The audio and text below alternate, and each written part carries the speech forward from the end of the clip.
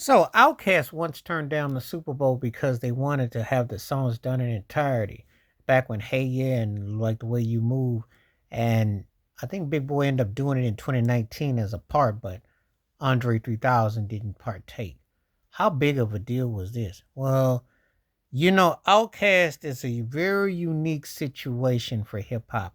Now, I'm gonna tell you a story I'm noticing. Sometimes when I watch these cats talk about them in hindsight, they don't want to give them their due because they thought maybe they crossed over, they were too big, too pop. People always got something snark or smart to downplay how big Outkast was.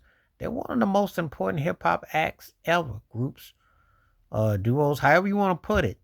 They were game changers, and they were huge, and they crossed over. And hey, they were unique in the regard that they didn't necessarily go the way; it just kind of came their way.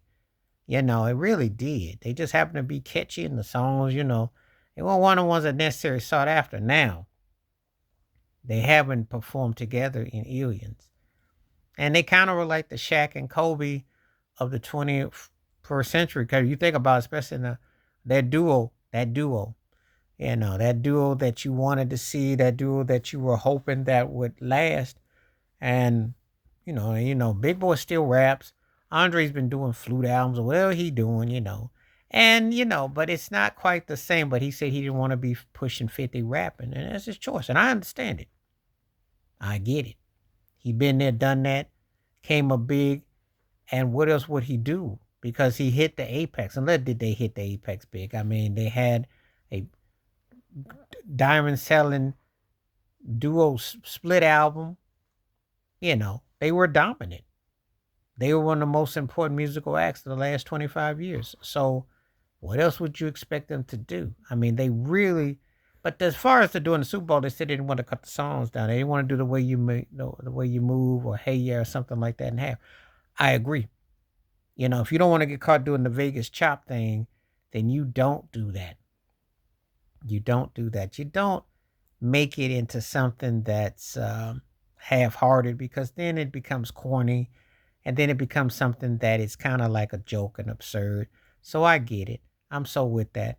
You want to make sure you give the totality and that you put your best foot forth um, when you're performing on that stage.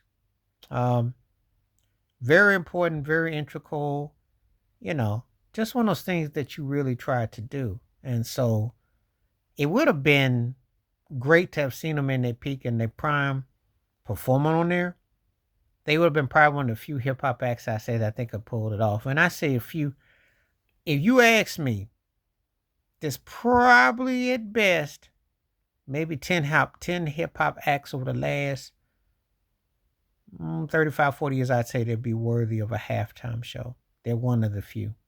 Because most hip hop acts, for one, they don't really know how to interact with the audience. You got to have charisma, you got to have personality, you got to have the songs, you got to have, you know, the syncopation to make it work. And they ain't but probably like 10 I've seen probably in the last 30, 40 years that I would even say waste your time to see. But they're one of them, though. They definitely had the energy that pulled it off. So, but I understand, don't want to cut the songs down. So, got it. But tell me what you think. Outcast, had they done the halftime show, would you been hyped? I think it would have definitely worked 20 years ago easily. Please like, subscribe, work on thoughts, comments, and I do respond. Thank you. Wash your hands. Keep your mind clear. Watch out for another. Share it if you like and hit that membership, because when you do requests like this come true, stay safe, stay blessed, stay woke, stay free, stay true. I'm out one time. Peace.